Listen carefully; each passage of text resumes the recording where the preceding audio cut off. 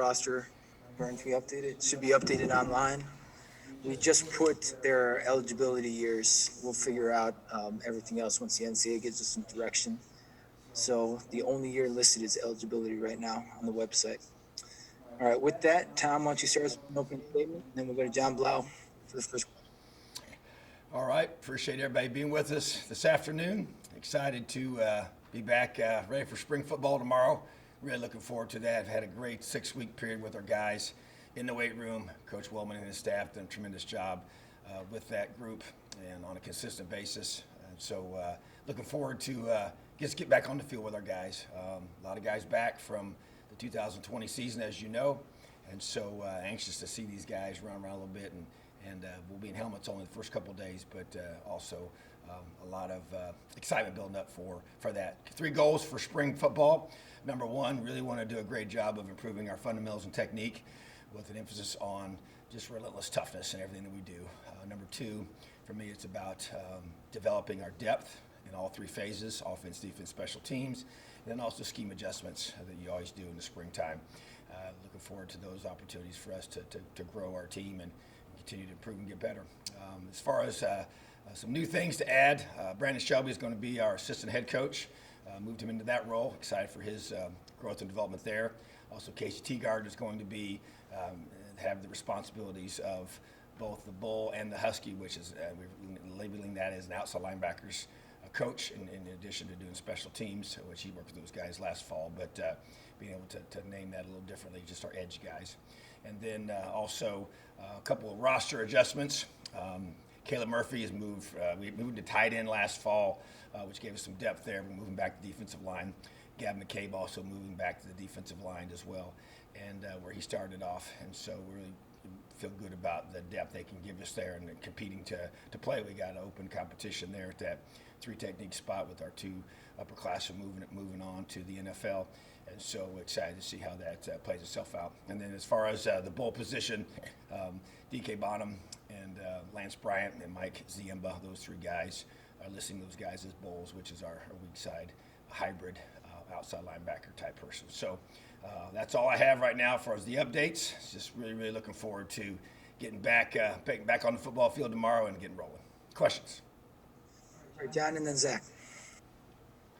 Obviously, there's another piece of news today with you getting a contract, kind of rework. Obviously, the money's one thing, but in terms of just them, the administration showing how much they value you, I mean, what does it mean to you to kind of have that contract, and how much does it say in terms of your intent to be here for a long time, being that you're going to be compensated at that level? Well, just so appreciative and very, very thankful for Scott Dolson. Just appreciate his commitment to our football program. President Robbie has been huge in all of this, and board of directors, board of trustees, excuse me. So just really appreciate all of them, the leadership of Indiana. I've said all along, it's about wanting to be at a place that values our football program, that's going to invest in our football program, and allow us to be able to have the infrastructure and the support to do great things here. And that's what I want us to be able to do. And I appreciate their support in that area and all that they've chosen to invest in football at Indiana University. So special time for us, and we're just very, very blessed and very appreciative of it.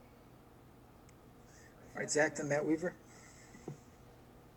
Yes, Tom, I know it's not as simplistic as putting a piece of paper, down in front of a potential assistant or a potential recruit or whatever, but between this and some of the assistant contracts you've been able to offer in the last couple of years, I mean, at the risk of oversimplifying it, do you feel like people look at IU football differently, react to IU football differently, maybe not just because of the results, but also because when you talk about, administrative commitment or whatever it may be, there's maybe something there that speaks for itself?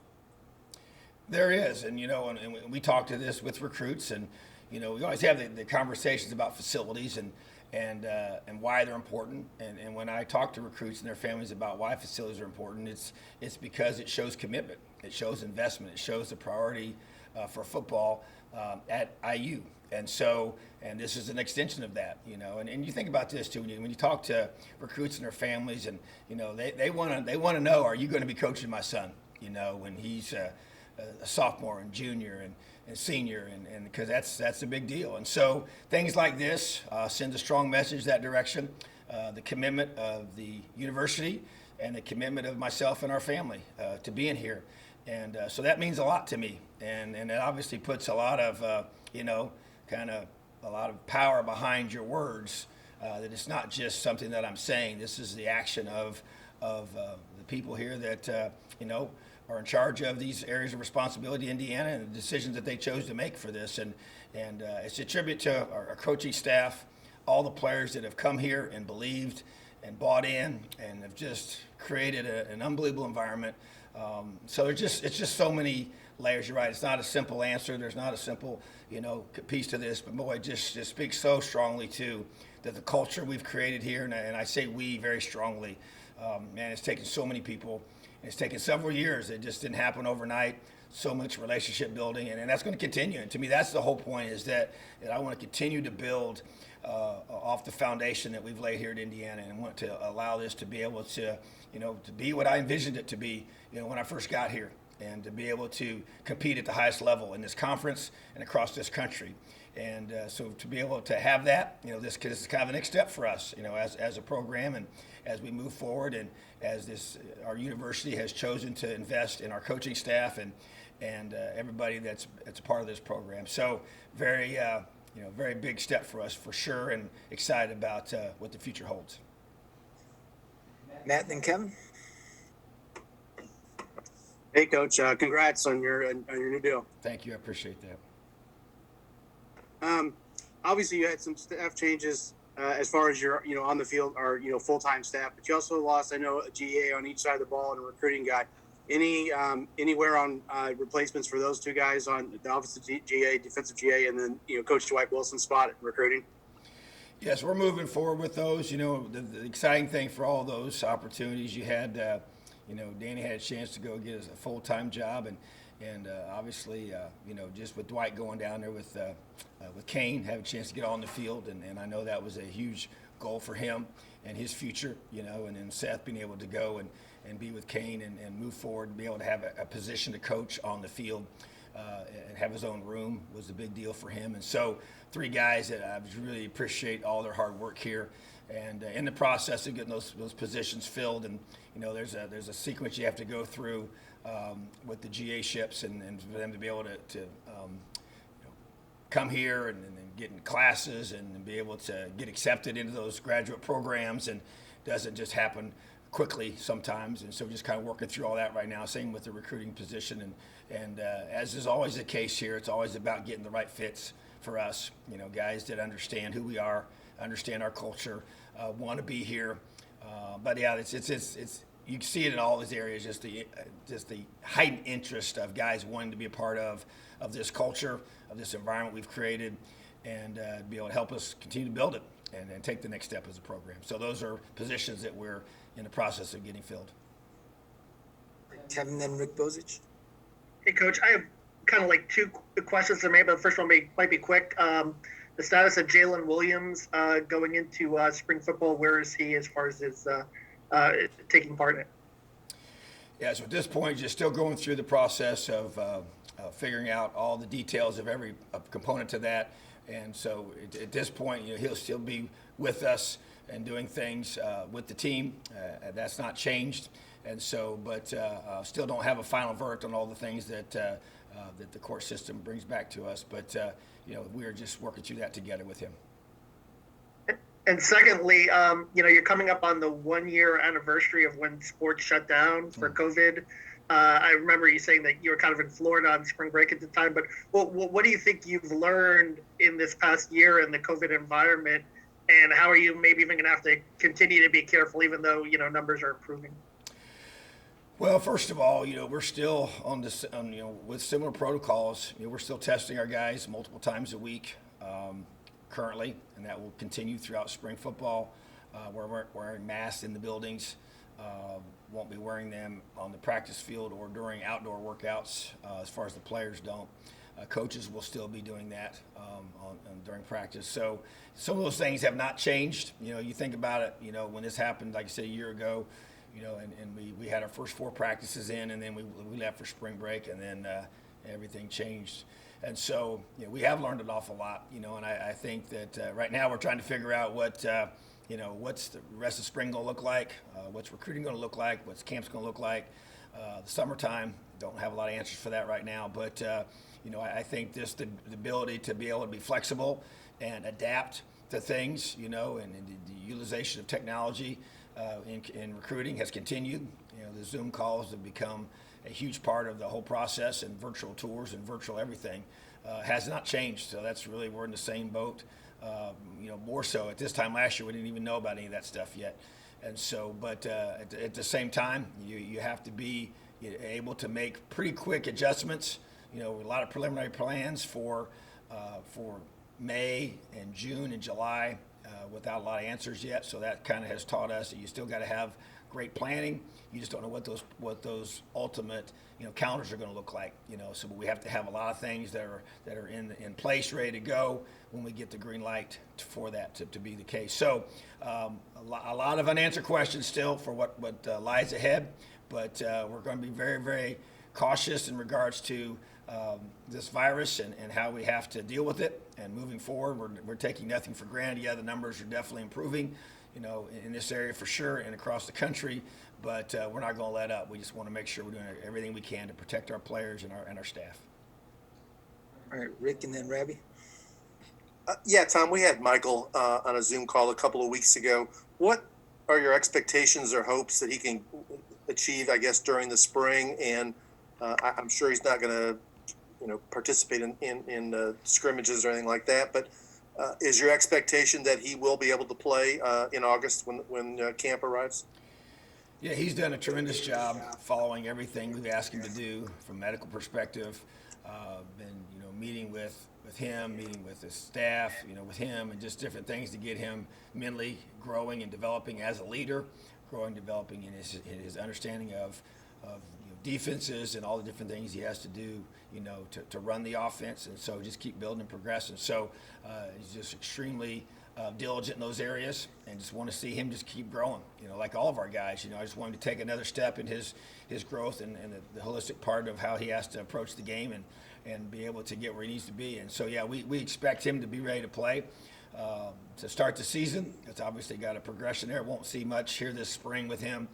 He's just going to follow those protocols. He will definitely not be taking any reps with anybody around him. Still, you're definitely going to be able to throw some footballs around, do things like that. But pretty limited in that regard. But at the same time, feel really good about the future and the way he's been able to progress so far, and the prognosis we've been given from the doctors. And so very optimistic about his availability, and not just from that perspective. I would say we're expecting him to be full bore when the season starts. All right, Rabbi, and then Dylan Wallace. Yeah, hey, Coach. As you get ready for spring ball, what position group do you feel is clearly the strongest? What position group do you look at and say we probably got the most work to do in that area? Well, let me kind of break it down each side of the ball. It's kind of hard. We got so many guys back on this team, and some of these guys have played so much football. I would say that we do have some questions at receiver, just because we've got so many different guys that are kind of in that middle group that have played some and got some new faces.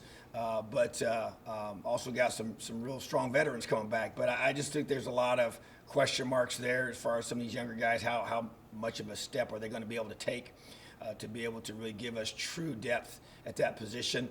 I think our offensive line has a chance to be one of our strengths on offense. I think that number of guys that have played on that side of the football, basically got the entire unit back except for Harry Kreider.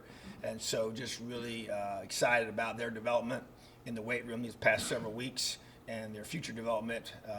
And we're going to still live 3 days a week during spring football, which is huge because we are still have a huge priority in that weight room and being able to get our guys where they need to be by September. And so I think that's the areas I would kind of address on the offensive side of football. And defensively, I would say, probably the strength of our secondary, or strength of our defense is probably in our secondary. When you bring back Marcelino Ball and a guy like Raheem Lane, who neither one of them played last year, And so basically, Jamar Johnson's really the only guy that you lost back there. So a strong group that we expect, as well as the linebacker core. They're all back. But I think defensive line, just as an area, we lost some guys there.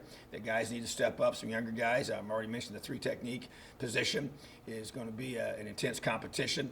And we got to develop depth. As I said, it's one of our goals for spring. And I think the defensive line, to me, is an area I really want to focus on and see us continue to grow and develop. Yeah, we led the Big Ten in sacks as a team last year, but those all weren't from the guys up front. They came from the secondary, came from the linebacker position as well. So I just want to continue to develop our guys in both stopping the run up front defensively and then putting pressure on the quarterback. So those would be the areas I would address those for. All right, Tom Brew for Dylan, and then Paul Gable. Hey, Tom, with your new restructuring there in your deal, was there a bump in the pool for assistance as well with that this time around? Yes, and so that was a big part. Matter of fact, when this whole thing started, that was my very first response was I want to take care of our guys first, and so I've been able to do some of those types of things, even though we're, in dealing with challenges across the board for everybody. And so, but to me, that's definitely a huge part of this. And we're able to do that a year ago as well, and just continuing to build on the infrastructure that we have and our staff members, and being able to support those guys and reward those guys for their hard work and their areas of performance within their groups. And so those are things that, yes, we're able to address and continue to invest in. And can you just say something real quick on the move with Brandon and what you see in Brandon that will help you with that role? I know how important that role is to you. It is, and that's something that I have really taken very seriously here.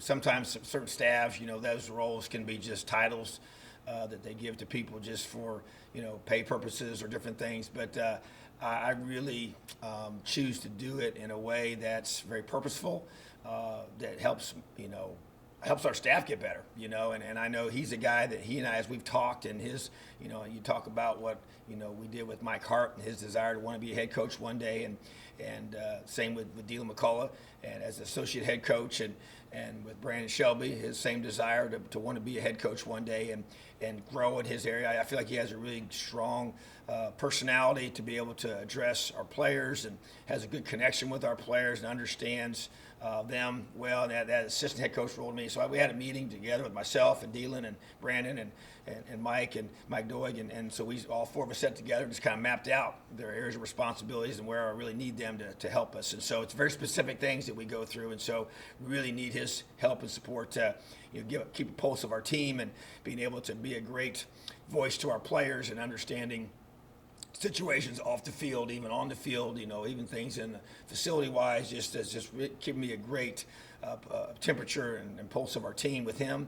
And because he's been here for so long, knows our guys, both sides of the football. And then just the practical things of being able to learn how the different roles that you have as a coach that most people never see.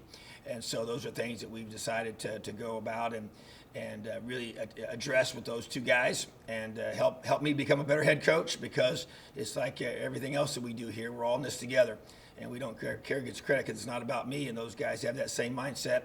And that's why you try to be able to put those guys in more leadership positions to where they can, learn the role of a head coach, and also help support myself and the entire staff to make us stronger. Paul, and then Dustin.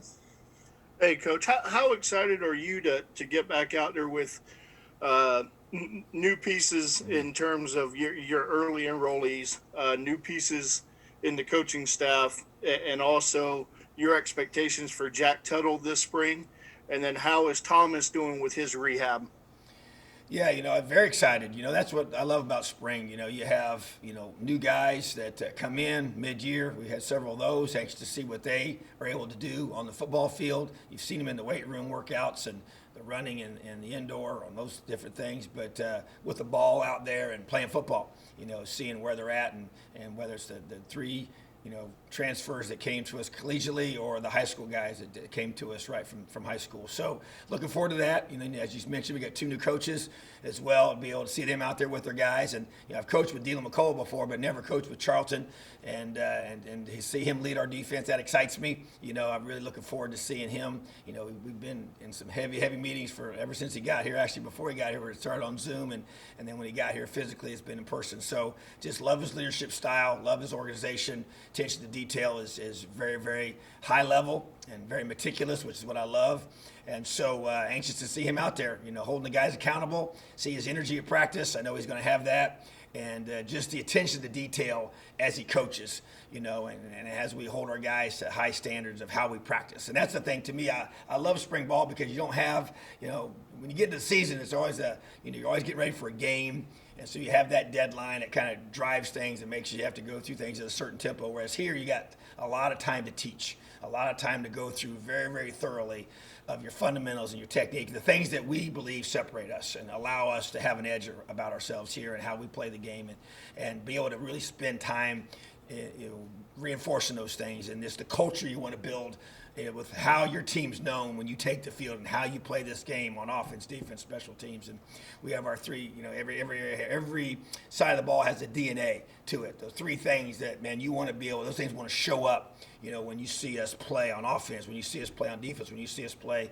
on special teams. So a chance to really reinforce those and ingrain those in the new guys and reinforce them in the older guys, and be able to see your 2021 team start to take shape here this spring. So yeah, very, very excited about it. Can't wait to get out there.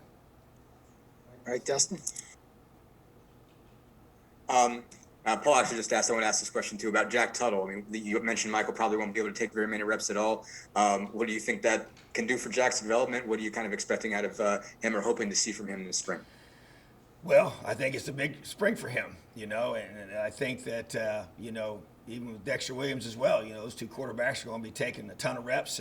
And Jack has proved his worth last year on the field. He was a guy that we talked about a lot before that, and had not got a chance to play a lot on Saturdays, and that changed last year at the end of the year. And so just really looking forward to him having that opportunity to get all those reps, another year of growth, another year of development. He's worked extremely hard in the weight room these last several weeks, and just to see him grow as both a football player and as a leader on our football team, because as we know and as time has taught us, that you're going to have multiple guys ready to play at every position. And then you got a guy like Dexter that has another chance for him to be able to grow and develop. And he was just seconds away from going into the game at Wisconsin for sure. I thought he was going to go in that game, and then Jack came back, and then even in the bowl game, opportunities were right there. So bottom line is those guys' development is extremely critical to our program, and as we continue to grow and develop our team. And so yeah, very big spring for those 2 guys, and I'm excited for Jack. He's an excellent quarterback. All right, Zach, and then we'll wrap up with John. Sorry, I'm kind of circling back to something that Kevin asked a while ago. I know you've talked through the last 9-10 months about little things that you kind of pick and choose that maybe you never would have put into kind of the daily operation of the program if it weren't for COVID and everything you had to do, that you feel like, hey, maybe we'll keep this going forward. But as you do start to plan for kind of life on the other side of this, and you start to make some of those sort of conditional plans that maybe by the summer you can do some things normally again. What are some things? I'm just curious that maybe you're still kind of thinking we're going to keep this around, even if by June or July things are opened up and we're able to operate closer to normal. What are maybe some things that you think are really going to stick for you in terms of just the day-to-day doing of the job? Yeah, that is a good question, and we've talked about that quite a bit as a staff. I think, we kind of joke about that we're on Zoom all the time, but I tell you what, it's become a very, very strong mechanism to maximize your time, and you just think about it from a recruiting perspective. We recruit young men all across this country, and it's not easy to be able to, especially on unofficial visits, to get to a certain campus. And so I think it's a tremendous way for us to get a whole bunch of people together on a call to be able to connect with them. We got the videos all made up that we've been using. We got all the people together. You can talk face to face. You can see, people's reaction. You can see their faces when you talk to them. That's what's so different than a phone call. And so I see us continue to do that, especially in the early stages of recruiting when you're trying to get to know families and get to know us and that whole piece. And I think same with our coaching staff, be able to meet with other coaches, and be able to get together. And instead of getting on a plane and having to fly somewhere, we can get on, getting Zoom together and get on our boards and be able to talk football and share ideas and grow and learn in that regard, because it's a lot more cost effective to do that for us as a staff. And then I also think about, even we talked about during the season, to be able to maximize our days, especially on a Sunday. Well, certain things we'll do together, but things you can do apart when you're working on your projects for that game plan and different things we want to do. And I even think as well, what a great way for us for me to connect with our alumni. You got alumni all across America, and how often do you get a chance to get them together? It's hard, and so I just think that's something I want to see us continue to do. For me to stay connected with so I just think that's how you build your program, and you get a network of guys together. We had all the former NFL players, the current NFL players, the former players from here, getting them on calls together, and just being able to connect with the individuals that, maybe I haven't even had a chance to meet face to face because of just where they live and their jobs and all the things that they do. So I just think that I can see technology and the use of it really being maximized, and I think even we talked about how, as we have looked at the things that we did pre-COVID for fall camp, and I thought those were really valuable practice opportunities where, we didn't have pads on, but we were able to get a ton of work in. We had smaller groups. Coaches worked with smaller groups. I thought the player development was increased because you weren't dealing with as many guys. And I just think things like that we looked at, even we've talked about, even as head coaches in the Big Ten, how that the leading up to once we got the season was postponed or delayed, whatever word you want to use, and then we had the restart to play in October. That's where we started using those days and maximizing that time with our players. So I think there's things like that. It's always about trying to improve the game, improve player safety, and also, when you talk about the fall camp, I think that's going to affect the way fall camp looks. There's going to be some things that we will utilize that we learned in COVID to allow us to better protect our players and reduce injuries and still get them ready to play, a very, very physical Big Ten season. All right, John, last one. I was interested in that bowl position. You're talking about DK Bonham staying there. Is this kind of the next evolution of the 4-2-5, having that hybrid linebacker defensive end? What kind of benefits does it bring having that there? It really is. And, we've actually, even as we've recruited the position, and I've said this in meetings with players and their families, that this is kind of the first time we've really kind of branched out. We changed the way we coach the position this past fall. And utilizing Coach Teagard, he did a tremendous job with that. That was something that we actually made an adjustment, during the year. It wasn't even before the season; it was during the season, and it just seemed to kind of make sense. And I do think it's the next evolution in our system here that we're utilizing and trying to locate that guy and recruit that guy and figure out who that guy is and what kind of position does he play in high school to be able to find that best fit for that bowl. It's a critical position for us. He has to have a lot of skill sets that he utilizes, but it's a great tool for him because, the way I look at it is a guy that can play that position when he goes to get to be draftable. He's, all 32 teams can evaluate that young man because whether you're a 3-down or a 4-down look, that guy's going to have the skill set to do both of those things. And so I think it just, it's like anything else, when you're trying to envision what you're building for your team, it's not just about, hey, we want to definitely want to do what's best for us to win games now, but it's how can we recruit the best players,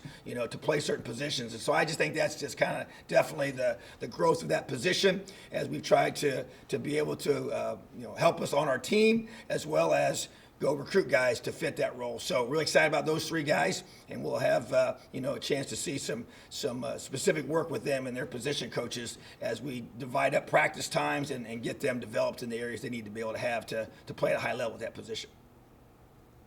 All right. Thanks, Tom. Have an awesome day. Leo.